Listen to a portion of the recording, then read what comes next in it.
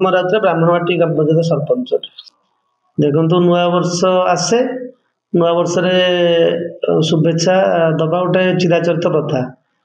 ମୁଁ ସେମିତି ସେଇ ଭାବରେ କହିଲେ ନୂଆ ବର୍ଷର ଅଭିନନ୍ଦନ ଏତିକି ସବୁ କୁହାଯାଏ। କିନ୍ତୁ ମୁଁ ଗୋଟେ କଥା କହିବି, ବର୍ତ୍ତମାନ ଆମର ନୂଆ ବର୍ଷର ଶୁଭେଚ୍ଛା, ଶାନ୍ତି, ମୈତ୍ରୀ, ପ୍ରୀତି ଏଇ ସବୁ କଥା ଗୋଟେ ଆମେ କଥା ମାଧ୍ୟମରେ ସାଧାରଣ ଭାବରେ କହିଦେଉ।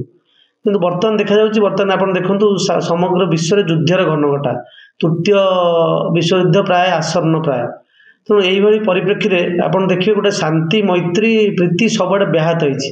ଆମେ ଖାଲି କାଗଜ କଲମରେ, ପାଟିରେ, ଭଏସ୍ ମାଧ୍ୟମରେ ଏଗୁଡ଼ା ସବୁ କରୁ। ତେଣୁ ବର୍ତ୍ତମାନ ସମୟ ପରିପ୍ରେକ୍ଷୀରେ ଆସିଛି ଆମର ଯେଉଁଠୁ ଆମେ ଗୋଟେ ବହୁତ ଲିମିଟେଡ଼ ସ୍ଥାନରେ ବା ଅତି ସୀମିତ ସ୍ଥାନରେ ଅଛୁ, ଗୋଟେ ପଞ୍ଚାୟତ ପରିପ୍ରେକ୍ଷୀରେ ଆମେ କହିପାରିବା।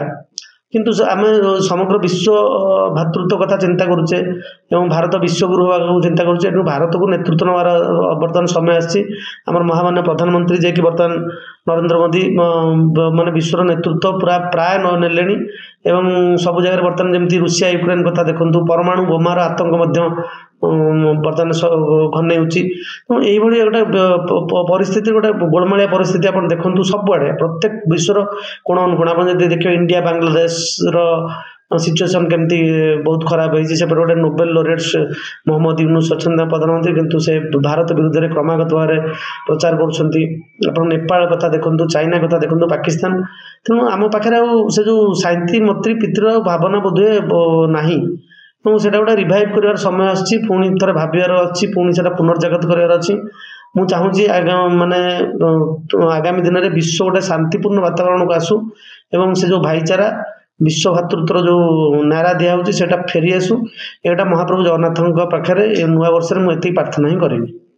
ନିଆଳି ଦେଖନ୍ତୁ, ଆମର ମାନ୍ୟବର ବିଧାୟକ ଜଣେ ସଚ୍ଚୋଟ ଆଦର୍ଶମାନ ବିଧାୟକ ହିସାବରେ ବର୍ତ୍ତମାନ ସେମାନେ ପ୍ରତ୍ୟେକ କରପ୍ସନକୁ ବର୍ତ୍ତମାନ ପ୍ରଶ୍ରୟ ଦେଉନାହାନ୍ତି ଏବଂ ପ୍ରତ୍ୟେକ ଜାଗାରେ ବର୍ତ୍ତମାନ ସେ ତାଙ୍କର ସବୁ ମାନେ ଦେଖନ୍ତୁ, Rome was not built in a day.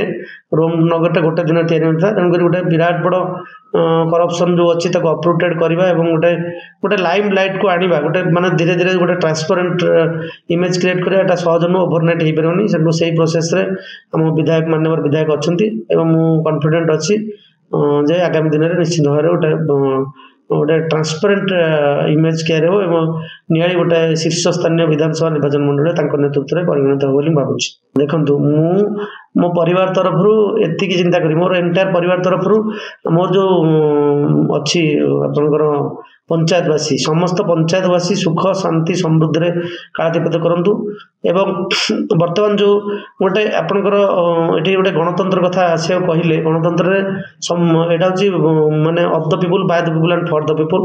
ତେଣୁକରି ସେଇ ଯେଉଁ ନାରା ଅଛି ଯେ ଲୋକମାନଙ୍କ ଦ୍ୱାରା, ଲୋକମାନଙ୍କ ପାଇଁ ଏବଂ ଲୋକମାନଙ୍କର, ସେ ଯେଉଁ ଆମେ ଖାଲି ସେଇଟା କାଗଜ କଲମରେ ସୀମିତ ନ ରହି ମୁଁ ଚେଷ୍ଟା କରୁଛି ଯେ ଲୋକମାନେ କେମିତି ଡାଇରେକ୍ଟ ଇନଭଲ୍ଭ ହେଇପାରିବେ। ଆମେ କୌଣସି ବିଧାୟକ ପାଖକୁ ଗଲେ କି କୌଣସି ପାଖକୁ ଗଲେ ବିଧାୟକ ପାଖକୁ ଡାଇରେକ୍ଟ ଯାଇ ଗୋଟେ ସାଧାରଣ ଲୋକଟେ କଥାବାର୍ତ୍ତା ହେବ, ସରପଞ୍ଚ ପାଖକୁ ସେମିତି ଗୋଟେ ସାଧାରଣ ଲୋକ କୌଣସି ଭାୟା ମିଡ଼ିଆ ନ ଦେଇ ଡାଇରେକ୍ଟ ଆସି ଆମ ପାଖରେ କଥା ହେଇପାରିବ ଏବଂ ସବୁ ଜିନିଷକୁ ଆମେ ନିଜେ ଆଡ୍ରେସ୍ କରିପାରିବା, ସବୁ ଜିନିଷକୁ, ସବୁ ସମସ୍ୟାକୁ। ଏବଂ ଗୋଟେ ମାନେ ଭାଇ ମାନେ ଯେ ଗୋଟେ ସରପଞ୍ଚ କିଛି ଅଲଗା, ଆମେ ବି ସେଇ ସାଧାରଣ ଲୋକ, ସମସ୍ତେ ସେଇ ସାଧାରଣ ଲୋକ, କିଛି କାହା ଭିତରେ ଏ ଯେଉଁ ଇଏର ଗାରିମା ନ ରହୁ, ଗାଦିର ଗାରିମା ନ ରହୁ, ଏ କଥାଟା ମୁଁ ନୂଆ ବର୍ଷରେ ସମସ୍ତଙ୍କୁ ବାର୍ତ୍ତା ଦେବାକୁ ଚାହୁଁଛନ୍ତି ଏବଂ ମୁଁ ୱେଲକମ୍ କରୁଛି ସମସ୍ତଙ୍କୁ। ଆମେ ସମସ୍ତେ ଗୋଟେ ମିଳିମିଶି ଚଳିବା, ଗାଦିର ଗାରିମାକୁ ଆଉ ଦେଖିବାନି। ଦେଖନ୍ତୁ, ସାମ୍ବାଦିକମାନେ ହେଉଛନ୍ତି ଚତୁର୍ଥ ସ୍ତମ୍ଭ, ଆମର ଗଣତନ୍ତ୍ର ଚତୁର୍ଥ ସ୍ତମ୍ଭ। ତାଙ୍କ ବ୍ୟତୀତ ଗୋଟେ ପରିକଳ୍ପନା କରାଯାଏ, ମାନେ ଗୋଟେ ବିଶ୍ୱ ଶକ୍ତି ଯେତେବେଳେ ଭାରତ ହେଉଛି, ତେଣୁ ବିନା ସାମ୍ବାଦିକତାରେ ବା ବିନା ଚତୁର୍ଥ ସ୍ତମ୍ଭରେ ଏଗୁଡ଼ାକ ପରିକଳ୍ପନା ମଧ୍ୟ କରାଯାଇପାରିବ ନାହିଁ। ତେଣୁ ସାମ୍ବାଦିକମାନେ ଯେହେତୁ ଚତୁର୍ଥ ସ୍ତମ୍ଭ, ସେମାନଙ୍କର ପ୍ରମୁଖ ଭୂମିକା। ତାପରେ ସ୍ପେଶିଆଲି ବର୍ତ୍ତମାନ ପୁରା ମାନେ ଆପଣ ସୋସିଆଲ ମିଡ଼ିଆର ଯୁଗ, ଆପଣଙ୍କର ଗଣତନ୍ତ୍ର ବର୍ତ୍ତମାନ କେବଳ ସାମ୍ବାଦିକମାନଙ୍କ ଦ୍ୱାରା ପରିପୁଷ୍ଟ ହେଉଛି।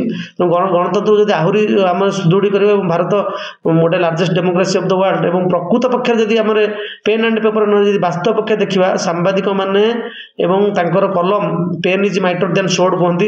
ତେଣୁକରି ପେନ୍ଟା ତାଙ୍କର ଲେଖନୀ ମାଧ୍ୟମରେ ପୁରା ପରିବର୍ତ୍ତନ ଆସିଛି ଆଗରୁ ଏବଂ ସାମ୍ବାଦିକମାନେ ଗୋଟେ ବର୍ତ୍ତମାନ, କିନ୍ତୁ ସାମ୍ବାଦିକତାରେ ମୁଁ ଗୋଟେ ଦେଖୁଛି, ଗୋଟେ ମାନେ ଦେଖିପାରୁଛି ଗୋଟେ ଅନଫର୍ଚୁନେଟ୍ ଜିନିଷ କହିବି, ମାନେ ଗୋଟେ जो तार मान रहा कथा स्टैंडर्ड से धीरे धीरे लोप पाऊँच खसी आसूँ। तो सांबादिकता मान जमी गोटे सांबादिक को देखिले गोटे अलग भावना तैयारी होता लोक मैंने डरुले और सम्मान दौले माने से सांबादिकता को से करूँ जहाँ सांबादिक मान बजाय रो मुझे गोटे अति साधारण जिनस छोटकाटिया जिनस फोकस नक पूरा जो रियल डेवलपमेंट गोटे जो जहाँद्वारा देशर राज्यर पंचायतर जिलार सब उन्नति हो पार से माने कागज को एवं कलम को शाणित करूँ एवं सांबादिकतार जो मान पूर्वर थिला से मानटा बजाय रो। एटा मोर वार्ता है।